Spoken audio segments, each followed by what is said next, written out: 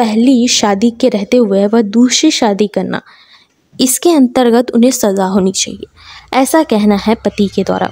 और यह केस आया दिल्ली हाई कोर्ट में। इम्पॉर्टेंट जजमेंट ली गई है दिल्ली हाई कोर्ट में। केस के फैक्ट समझ लेते हैं। केस में हुआ क्या। पहले पति पत्नी शादी करते हैं, कुछ समय बाद उनको तलाक की डिमांड होती है क्योंकि वह अब रहना नहीं चाहते। तलाक की डिमांड की जो मांग है वह कोर्ट तक पहुंचती है। फैमिली कोर्ट में यह डिसीजन लिया जाता है कि ओके आपको तलाक चाहिए तो आपको तलाक दे दिया जाएगा। तलाक देते समय जब भी तलाक दिया जाता है, फैमिली कोर्ट हो, हाई कोर्ट हो, सुप्रीम कोर्ट हो, एंड कोर्ट के द्वारा आपका डिसीजन लिया गया है, आप पति पत्नी दोनों में से कोई भी 30 दिन के अंतर्गत उसमें पिटीशन फाइल कर सकते हैं। तो जब तलाक दिया गया तो महिला को पूरी तरीके से पूछा गया, पुरुष को पूछा गया और तलाक दे दिया गया।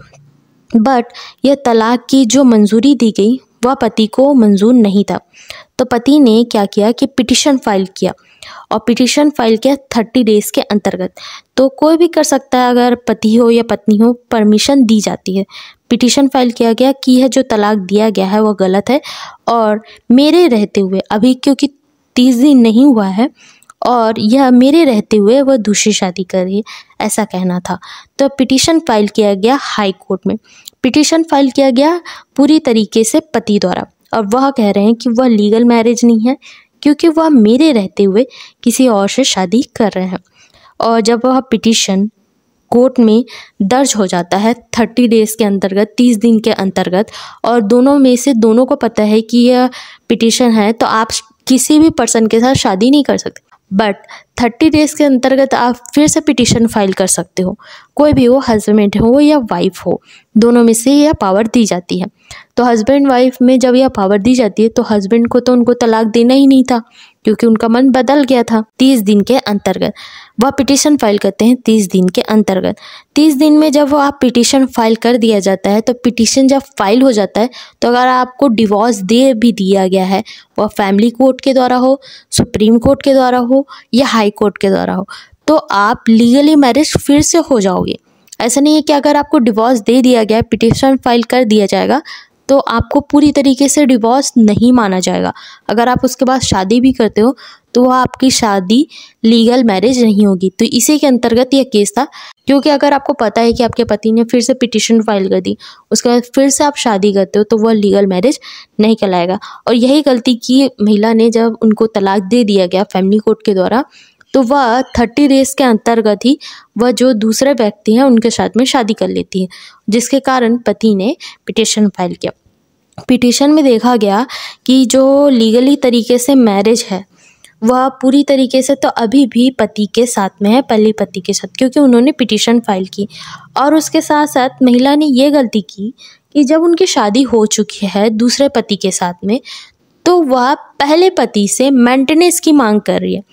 तो हाई कोर्ट ने पहले बताया कि अगर आपको पूरी तरीके से कंफर्म है कि आप दोनों अलग हो चुके हो, डिवोर्स दे दिया गया है फैमिली कोर्ट के द्वारा, तो डिवोर्स देने के बाद आपको पहले पति से मेंटेनेंस की मांग क्यों चाहिए? मतलब आप अभी भी अपने पति को अभी भी पति मानते हो। इसी कारण से आप शादी दूसरे से कर चुके हो, उसके बाद भी आप मेंटेनेंस पहले पति से मांग रहे हो। तो मतलब आप मन से तो अभी भी पहले पति के साथ ही हो। यह कहना है हाई कोर्ट का, दिल्ली हाई कोर्ट का कहना है। और लीगली मैरिज का रूल क्या होता है? पहले तो पहले पति की मृत्यु हो जानी चाहिए, उसके बाद ही आप दूसरे पति से शादी करते हो तो वह लीगली मैरिज होगा। 7 साल तक वह घर नहीं आए हैं तो भी उसके बाद आप शादी करते हो तो लीगल मैरिज होगा।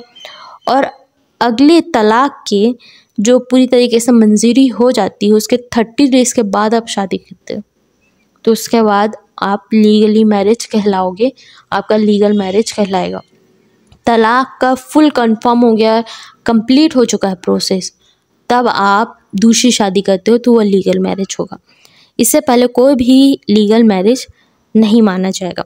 और उसके साथ साथ लोग सोचते हैं कि लिव इन रिलेशनशिप और एग्रीमेंट जो मैरिज है वो भी लीगल होता है। नो, लीगल है बट उतना आप लीगल मैरिज के अंतर्गत उसे जोड़ नहीं सकते।